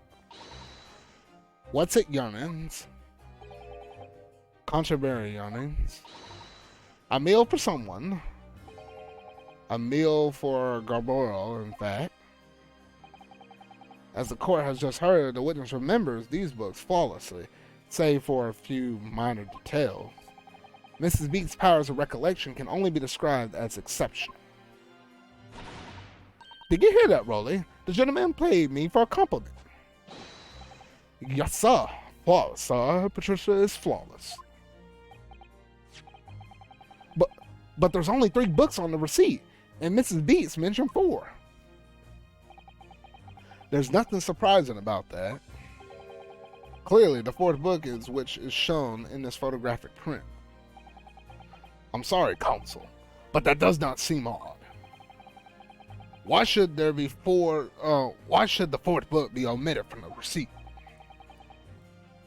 It's not at all, my lord. As the photograph clearly shows, the 4th book was found at the victim's clutches. In other words, it belongs to the victim. The victim was holding her own book? I wonder what became of the 4th book. Obviously, it wasn't overlooked by the investigation officers at Scotland Yard. I have it here as evidence. Wait. You look at that evidence there and it looks like it's clean and right. But then you look at the photographic print and it looks like that thing was damaged.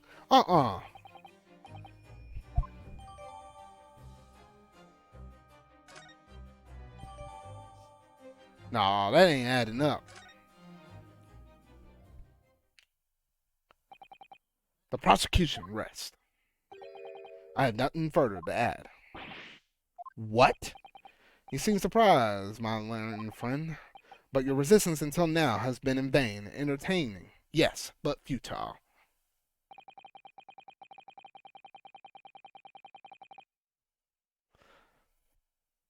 The spur's longer route has occurs the lodgings that you try to establish your supplementary examination, and the attempted discretion of the witness's powers of recollection in your cross-examination.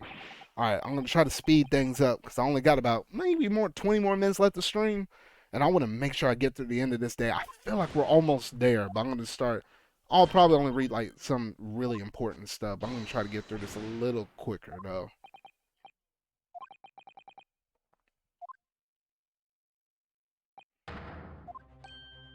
Uh-oh. Don't tell me they got that jury about to flip back on us again. This trial has run its course. Oh, heck no. Oh, it ain't making matters worse. I gotta think, what do you do now? Objection.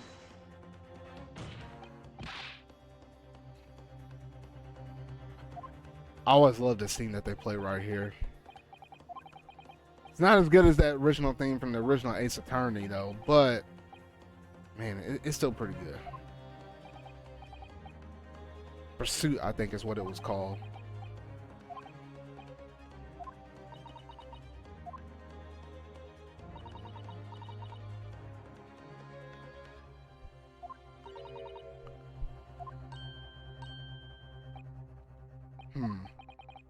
For a willing judicial assistant to have the audacity to intervene in a moment like this. Oh, get it, Suzuto.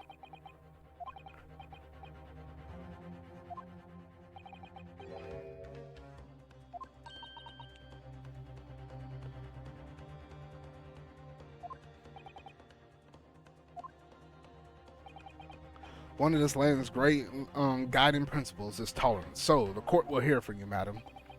Go ahead, Miss Suzuto, please. Very well. Pray that this insight can give us.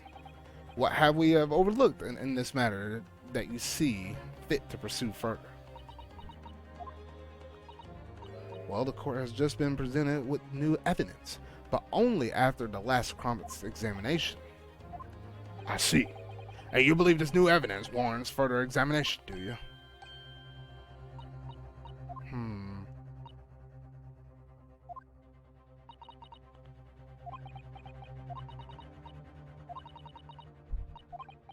Yeah, we need to examine that book because I already pointed that out way earlier. I was like, in the picture it was burned, and then the clear one he gave me, it was not. I was like, mm-mm.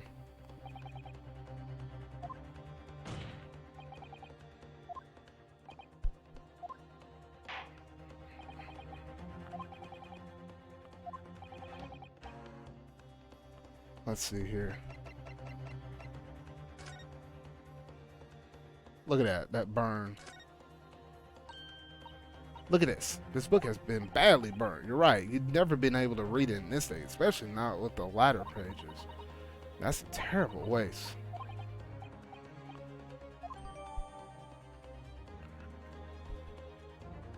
Now let's present the book. Take that! The evidence in question is what we can see from the newly presented photographic print of the crime scene. The fourth book found in the victim's hand. We have already discussed the fourth book at length. Other than it being in the victim's grasp at the time of the incident, no significance has been attached to it. Pursuing the matter further would be a flagrant waste of the court's time, as we well know.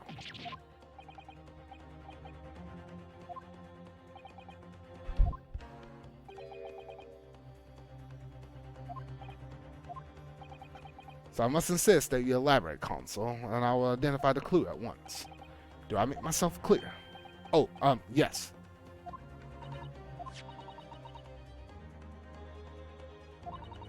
Yeah, and he's trying to hide that fact. He knows good and well that book was burned, and that could lead down to a whole nother rabbit hole.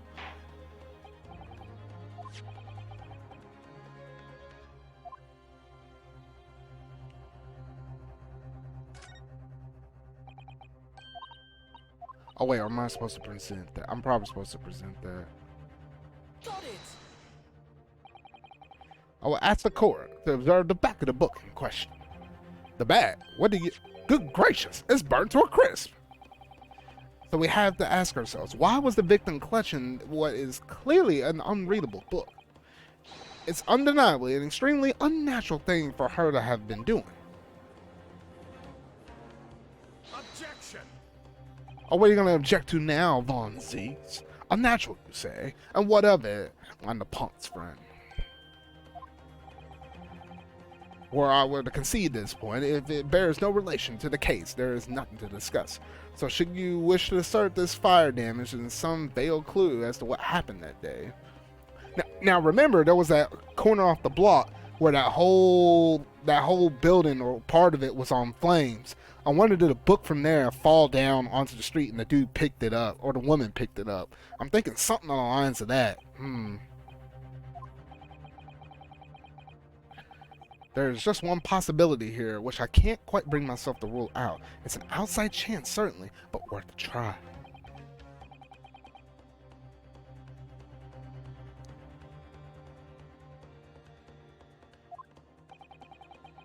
Don't keep us waiting, Counsel.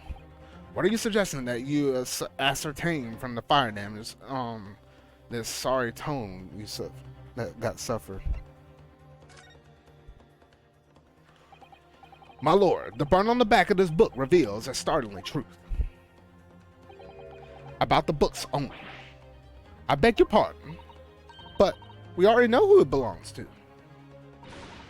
The victim was gripping it in her hand and she fell to the floor after that. It's obviously hers. The question of how this book came to be in the victim's hand has yet to be answered. However, as the question of who the book really belongs to and where it originated, the defense has very credible answers. Good gracious, how could you possibly? Very well, I'll play along with this futile attempt to delay the inevitable demise. But do remember, the members of the jury may well burn you up if your little gamble goes awry.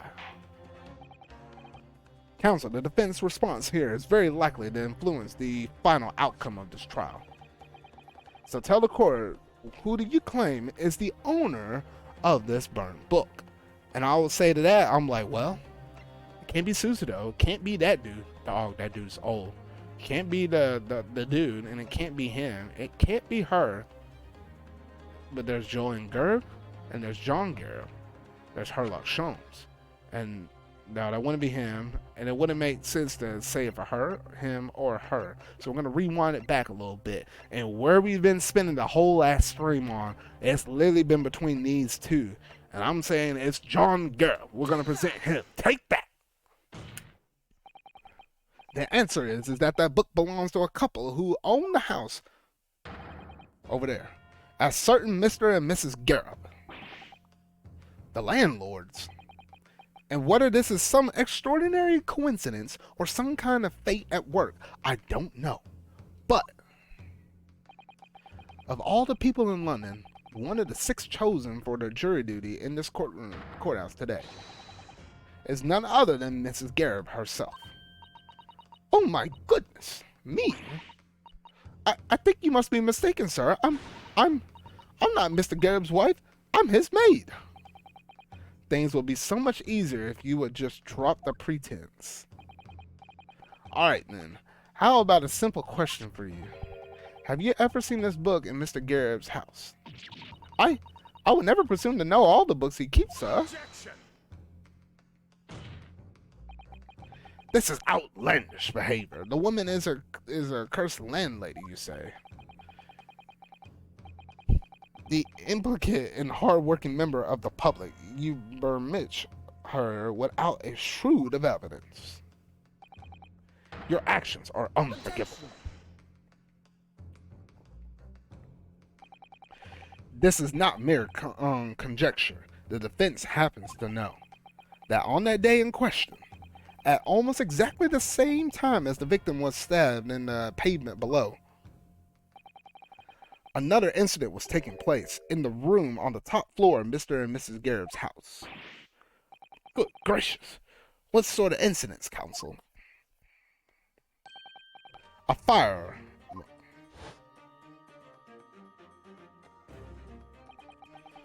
Phrase, say it was, happened in the blink of an eye, you know? The whole place filled with smoke. Couldn't see barely a thing. Didn't take long for the fire to spread, of course, and the bally furniture started going up in there as well. We remember all of this from the last stream. Oh, shoot. It all comes around circle now. The Lion's Pride. By Jove, the very same title that the subject of this debate. Oh, dear me. Objection. This is Rizabal. All you've done to the court is that a book by the same name was involved in the fire, in which case it would be reasonable to assume that it was burnt to ashes. And entirely unreasonable to infer to magically remove itself from the scene of the crime. Perhaps it would make more sense if I told you that the cause of the fire was a martial discord. Without going into the details, it appears that Mrs. Gerb was considerably enraged. Apparently, she continued to attack Mr. Gerb even amid the flames. Oh, how awful! I couldn't even imagine being so horrid to the one you love, can you, Rolly? Absolutely not, sir. My Patricia would never raise a finger against me, sir. Yet she was jerking you along for a hot minute, I'm just saying. All my furniture, old novels in that case, but as soon as the fire got a hold of them, that was it. Whoosh, up in smoke. That was my wife starting to hurling things at me. There I was, back up against the window under heavy enemy fire. Incendiary boats incoming 10 to the dozen. What the heck? The man had his back up against the window and he had burning books thrown at him? Goodness gracious, are you suggesting that the book was thrown through the window and landed thrown out the window, the burning book, down to the scene of the crime, and thus made it with a fourth book? Oh shoot. No, a thorough investigation of the surrounding area was conducted the very evening of the incident, and there is no report of the Gerb's window pane being broken. That's quite true. We also saw no sign of broken glass when we visited the Gerb household. But it's not conceivable that the window was open at the time, and Not even remotely. Let us not forget the season and the chilling weather that encompasses it. No Londoner would never leave a window open in the middle of winter. Ah! Does the defense postulate the scenario at all? Do you honestly claim that the book found at the scene was a flaming projectile thrown at Mr. Gibbs' wife? I believe it's a possibility, my lord. That's quite enough. Who said that? Well, I hope that everyone can see you for what you are now, you little foreign trickster. You call yourself a lawyer, but you're just a coward. I mean a coward. Really? Claiming that a little tiff set the whole neighborhood, all right? Honestly. Implying that I'm merely posing as a maid for appearance's sake. How could you? It's nothing to do with this beastly case. Not at all. All you've done is sully our family's name. No, I assure you that was never my intention. Dragging an upstanding citizen's name through the mud simply to divert attention for your failing defense. Dang, slap the dude next to him. I should have boxed your ears in. That's what I should have do. It's utterly unforgivable. Too right. Here we go. How long have we sat here now listening to this Nepenthe is spouting out fancy foreigner theories? But think about it. At the end of the day, the only person who could possibly have stabbed the victim is that hunchback with the mustache, and he ran away from the scene of the crime too. I do declare you're right. It's true. Yes. What did I tell you? Makes sense to me. Sorry. What was that?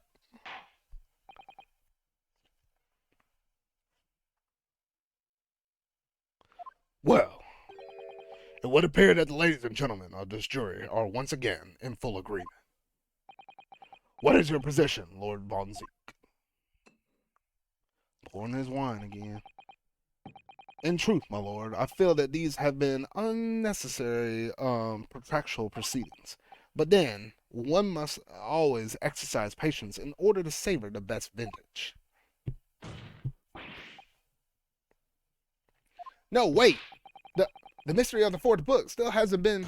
Bruh, he slammed his leg up on the table. If books are your predelication or something, my learned friends, study them on your own time.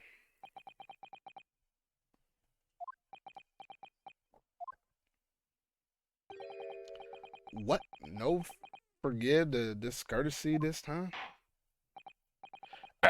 In this case, ladies and gentlemen of the jury, you will now state your individual decisions regarding the defendant's culpability of the court. Guilty. Guilty. Guilty. Guilty. Guilty. Guilty. Guilty. Guilty. Guilty. Guilty. Guilty. Guilty.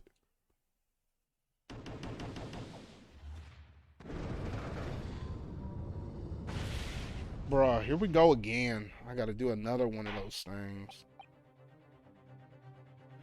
Thank you for the unanimable responses. That's twice now. It's over. Mr. Nahato, don't give up. Miss Suzuto, have you forgotten? The battle isn't over yet. You're not suggesting. Of course, the defense has the right to another summation examination at this point. You can still convince the jurors to change their minds. You have one more chance. My lord, the defense asked to exercise its right to summation examination. You believe you still have tricks up your sleeve? I don't intend to trick anybody. I intend to cover the truth. This is no time to be downcast. As long as there's a chance, I have to stay strong and determined.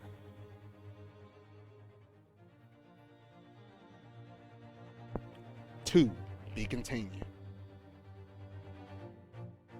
And that's it. Shoot, that was a long first part of the trial. I'm still not technically done with this, though, but oh my gosh.